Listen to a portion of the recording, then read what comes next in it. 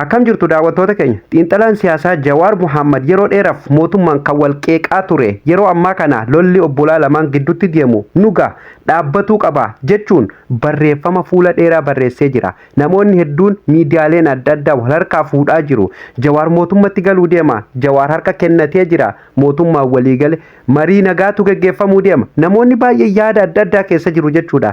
Jawaar barruu fuula dheeraa eegaa qabsoo kanatti fakkeenyaaf mana hidhaatii bahee gara Ameerikaa deeme barruu dheeraa eega kitaaba eebbisiise boodan amma gadhiise jechuudha. Mata dureen barreeffama xiinxalaa siyaasaa Jawaar Mohaammed eeyyen lolli obbolaa jidduu haa dhaabbatu garuu akkamitti kan jedhu gaafillee gaafatee ture.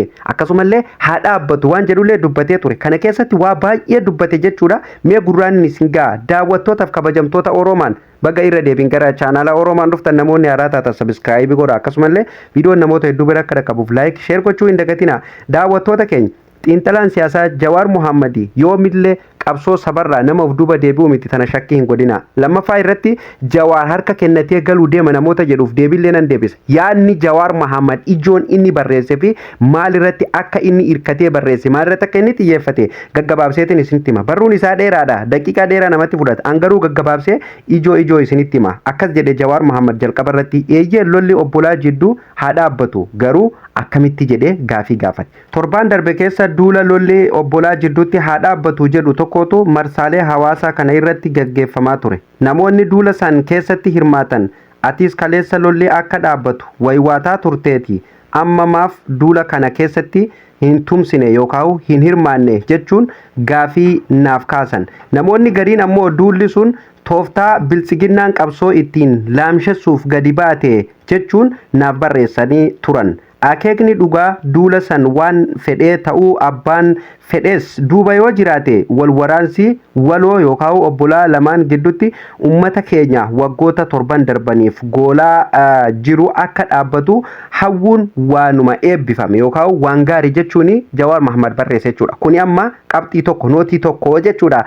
Namoonni Jawaar Mohaammed harka kennatuuf yookaan Jawaar nama wal ficcisiisuuf Jawaar minaamin namoonni jedhu kun deebii gahaadha jechuudha. Jawaar yoomiyyuu lolli obbolaa lamaan gidduutti deemuuf uummanni keenya gidduutti miidhamaa jiru akka dhaabbatuuf hawwii guddaa akka qabu barreeffamni gabaabaan kuni deebii guddaa akka ta'uu fi abdii qabna jechuudha. Itti wal waraansi humnoota uummata tokko keessaa bahan jidduutti taasifamaa jiru kan goolabamuu danda'u karaa lamaani jechuun dubbatee jira. Inni dura garee tokko yoo injifateedha jechuunis takka murni aangoo mootummaa harkaa qabu riphee lolaa dhabamsiisuu yoo danda'e yookaan ammoo riphee lolaan murna aangoo irra jiru fonqolchee aangoo yoo qabateedha. Kanaan lamatan waraansi itti goolabamuu kan danda'u jechuun dubbatee jira. Eeyyee kuni dhugaadha. Fakkeenyaaf yookaan warri amma bosona keessa jiran kuni mootummaa fonqolchuu danda'uu qabaatu qabaadha. Gabaabdumatti aangoo humna ittiin aangoo mootummaa sanirraa fonqolchanii ittiin aangoo qabatan qabaatu qabaadha. Yookaan mootummaan humna warra bosona keessa jiru san ittiin dhabamsiisee riphee lolaa kan ittiin dhabamsiisee aangoo ofii tiffatuu danda'u qabaatu qaba jechuun xiinxalaan siyaasaa raagee jira yookaan lafa kaayee jira jechuudha. Kanasumallee itti fufuun warri duula kana eegalan akeekni isaanii araara buusuu akka ta'e himu. Mee dhugaadha jennee haa fudhannuuti. Araara buusuuf ni milkaa'ammoo gaafii jettu haa xiinxallu jechuun dubbatee jira jechuudha. Wal waraansi Oromiyaa keessaa sadarkaa manguddoo biyyaatiin atis dhiisii jechuun dhaabbatu bira eega darbee bubbuleera. Kun waan ani jedhe osoo hin taane kan qaamonni wal waraanaa jiran lachuu waan fudhataniidha jechuun dubbatee jira jechuudha. Jechuun biltsiginnaa fi abaa'oonis dhugaa kana hubachuu bakka qaamonni sadaffaa jiranitti ifatti yeroo lama mari'atuun isaanii ni yaadatama jechuudha. Maree akeekni garee amma dhaaddannoo dhukaasni haa dhaabbatu jedhee socho'u warri wal waraanu lamaan marii araaraa marsaa biraatiif akka taa'an dhiibbaa gochuu laata dhiibbaa godhanii laata jedhe gaafii gaafate jechuudha. Yoo san ta'e xiyyeeffannaan duula isaanii irraa caalatti muraasa aangoo irra jiru irraa ta'uu qaba ture. Sababni waliigaltee qaamota sadaffaa waliin taasisee gidduutti hoggansi waboo yookaan abaa'oo biyyattii akka hin deebine ugguruu yaaluun carraa marii marsaa sadaffaa kan dhiphisee biltsiginnaadha. Dabalataanis waamicha dibloomaatonni marii marsaa biraatiif irra deddeebiin taasisan kan didees murna aangoo irra jirudha. Kanaafuu akeekni duula kanaa araara buusuun wal waraansa dhabamsiisuu yoo taate mootummaan marsaa biraaf akka qophaa'u dhiibuun dabalatee tarkaanfilee abdii wal amantummaa uumuu danda'an akka fedhutti taasisuu feesisa jechuunis dubbatee jira jechuudha. Egaa akkuma beekamu kana dura marii marsaa tokkoffaa marsaa lammaffaa jechuun gara Tanzaaniyaa deemanii kan mari'ataa turan jechuudha. Waliigaltee malee addaan bahuun isaanii ni yaadatama. Achirratti immoo mariin qaama kana lamaan gidduu jiru biltsiginnaa fi waraana bilisummaa Oromoo gidduu jiru bakka manguddoo bira darbitee bakka qaamni sadaffaa biyyoonni bira gidduu bu'eetti iyyuu jechuudha. Qaamni lamaanuu jechuudha dubbiin keenya manguddoo biyyaa bira darbitee jirti jedhanii didanii qaamni sadaffaan gidduu bu'u ni yaadatama. Jawaarillee kanuma deebi'ee barreessee kuni waanuma dhugaati jechuudha.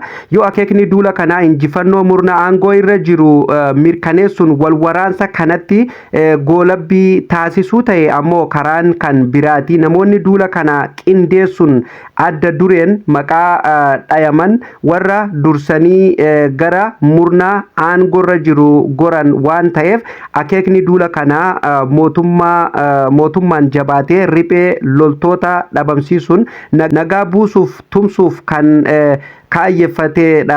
Shakkii jettutu jira. Mee shakkiin kun dhugaadha jennee fudhachuun carraa milkaa'uu isaa haa ilaallu jedhe dubbatee jira jechuudha. Dhugaadha namoonni adda duruma waan kana keessatti hirmaatanii waa'ee marii araaraa dubbataa jiranii warreen murni aangoo irra jiru qindeesse ta'u kun ifa jechuudha.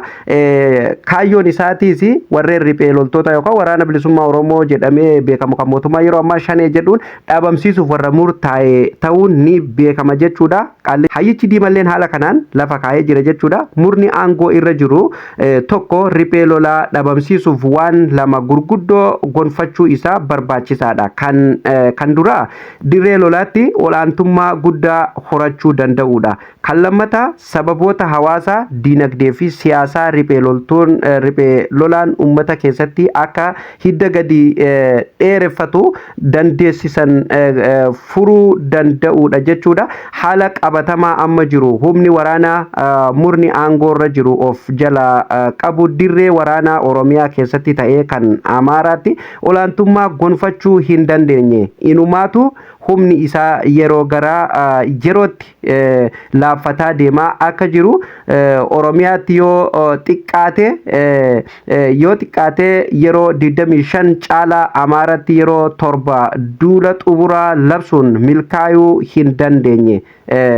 Kun dhugaadha jechuudha. Yeroo baay'ee jechuudha gara naannoo Oromiyaatiinis gara naannoo Amaaraatti illee raayyaan ittisa biyyaallee bobbaafamaa ture. Humni poolisii addallee bobbaafamaa ture. Garuu osoo hin milkaa'in hundumtuu hafe jechuudha. Achi buutee miira bakar waaree ta'ee waraanni bilisummaa Oromoo haala saniin achi buutee isaanii dhoowwanii deebisan kan Oromiyaa keessallee kan naannoo Amaaraallee haala saniin jechuudha. Hundaafuu xiinxalaan siyaasaa waa hedduu barreessee hanga gabaabseetiin isinitti himaa jira. Peejii isaa jala seentanii adda baafatuu ni dandeessan waan hafee fakkeenyaaf yaaliin waboo sochii isaa gara godinaalee Arsii fi Harargeetti babal'isuuf taasisee yeroo dheeraaf milkaa'uu hin dandeenye ture. Sababni kana ammoo naannoleerraa Oromiyaa baroota 1970moota irraa kaasee duubeef duree qabsoo hidhannoo Oromoo turuurraa kan ka'e jechuudha. Uummanni lolaan daadarkaa'e yookaan lolaan dadhabee waan ifateef waan jibbee tureef jechuudha. Ji'oota darban kana garuu riphee loltoonni gara gaara Cilaaloo hanga laga Gobeelleetti laaftuutti babal'ifachuu yookaan hidda isaanii sirriitti babal'ifachuu danda'anii jiran jechuudha. Kun egaa waraana bilisummaa Oromooti kan Jawaar jedhaa jiru dhuguma jechuudha. Duraan fakkeenyaaf waraanni yeroo dheeraaf jechuudha bara 1970 san durallee jechuudha 69 irraa kaasee gaafa waboon hundeeffamtu irraa kaasee Harargee fi Arsiin baay'ee miidhame waraananii waraanni illee achi keessa ture waan ta'eef jechuudha. Garuu sanii asii waraanni illee hin dhabame amma gara gamanatti eega waraanni deebi'ee booda kana eega biyyiin aangootti dhufee waraanni gara biyyaa deebi'e gara Wallaggaatii fi Gujii fi Booranaa kana keessa kan waraanni bilisummaa Oromoo illee baay'inaan ture achi keessatti hidda babal'ifachuuf yaalee ture gara Arsiitii fi Baalee fi Harargee keessatti garuu babal'ifachuu hin dandeenye waraanni bilisummaa Oromoo akkuma beekamu maaliif uummanni baay'ee waan cabeef baay'ee waraana waan jibbeef amma garuu haala salphaa ta'een akkuma Jawaar Mohaammed baanu Harargee baatii kaasee hanga dhiyaatti Arsii baatii kaasee hanga Arsii lixaatti Wallagga Baalee bahaati hanga Baalee dhiyaatti kaabaa kibbatti wal ga'ee jira jechuudha akka ibiddatti deemee wal ga'ee jira jechuudha godinoota sochii waboo itti laaffattee yookaan dhabamee tures haaratti dagaaguu yookaan haaromfatee jechuudha fakkeenyaaf gaafa jaalsanyiin faan gara mootummaa galan booda aanaalee shawaa lixaa hedduu keessatti sochiin riphee loltoota sadarkaa dhabamuu gahee ture garuu ji'oota muraasa keessatti deebi'ee biqiluun yeroo ammaa humni mootummaa gadi dhiisee bahuuf dirqamaa jira jechuunis dubbatee jira kanaas maaliif jedhee odeeffannoon ture waboon bahee lolli dhaabbannaan uummanni hamma tokko gaaga'ama lolaa waggootaaf isa goolaa ture irraa haara galfatee ture garuu ammoo haara galfiin sun hedduu hin turre akkuma humni mootummaa deebi'ee qabateen kaabineef milishaa ummata hiraarsuu eegalan. Gadadoon kun riphee loltoonni godinaalee ollaa jiran qubsuma akka babal'ifatan haala aanjaa yookaan haala mijeessuu akka ta'e ni uumeef jechuudha. Dargaggoonnis du'aa fi hidhaa dheessuun haaratti wabootti galuu eegalan. Warrummaan duraan harka kennates ajjeesanii kaan dhiichisiisanii waan fuuldura isaaniitti akka malee duuti akka malee riyaa isaanirra gahaa tureef jechuudha.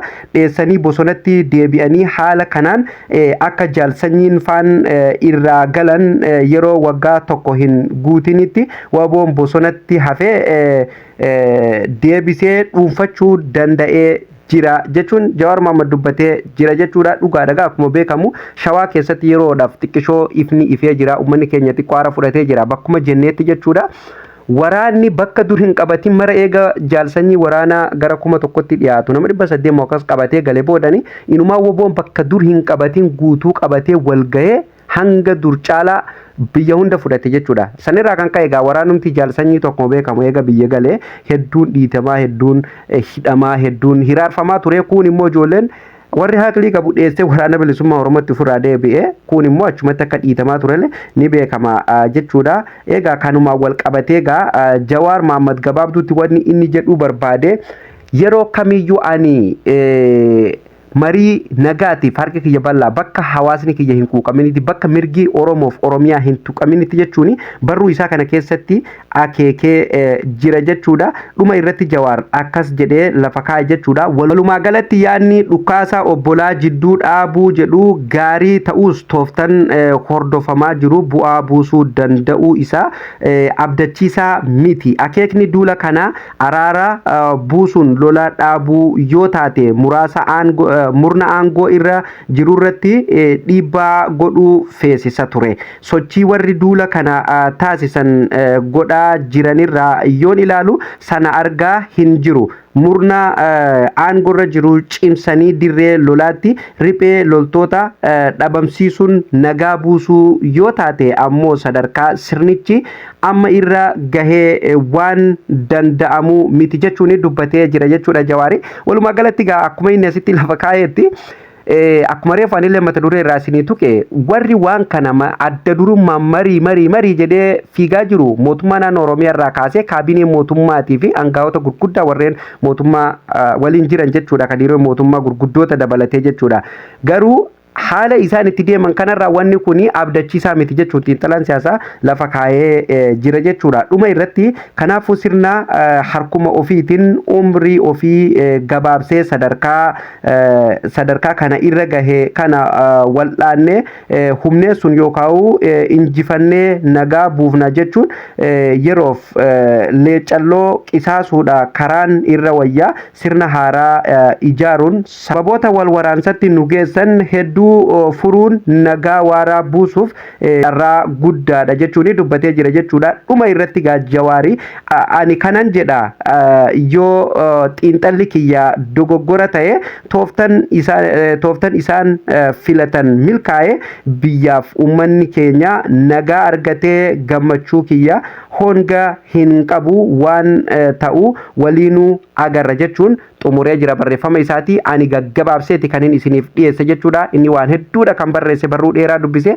ani hanganatti mul'atee fi waan irraa xiinxalee qofa kan isiniif dhiyeesse. Daawwattoota keenya kabajamoo akkuma beekamu Jawaar Mohammad hawwiin isaa guddaani sarbamis mirga dhala namaa Oromoof Oromiyaa keessatti Itoophiyaa keessatti sabaaf sablammoota irratti deemu dhaabbatee mariin karaa nagaa kun obbolaa lamaan gidduutti dhukaasni dhaabbatee uummanni keenya haara fudhatee ani hawwii kiyya guddaadha jechuun akeekee jira. Akkasumallee ani immoo waan milkaa'u natti hin fakkaatu jechuun asitti yaada ofillee poointii itti godhee bira darbee jira jechuudha. Daawwattoota keenya kabajamoo egaa oduuf odeessaaleen keenya har'a qabannee isiniif dhiyaanne kana fakkaataa akka warraa hubattan abdii qabna. Namoonni Jawaar Mohammad qeequu fi mootummallee qeequuf xiqqeessuuf gama lamaaniyyuu gama Jawaariinis gama mootummaatiinis isaan lamaanuu kaan qeequ murni tokko kaan qeequ kaan xiqqeessu kaan ol kaasuu fi kaan gadi buusuuf kaachaa yookaan tattaafataa jirtanii waan xiinxalaan siyaasaa har'a kalee barreesse kanarraa barnoota guddaa akka fudhattanii fi sammuu keessanillee xiqqishoo waan tokko yaaduu fi xiinxaluuf akka isin tasgabbeessu abdii qaba. Guyyaa guyyaan viidiyoolee akkana akka argattaniif fuula YouTube Oromaan sabiskiraaybii godhaa, viidiyoo laayikii godhuu hin dagatinaa. Yaadiyoo biraatiin amma walitti deebinutti nagaa ta'a.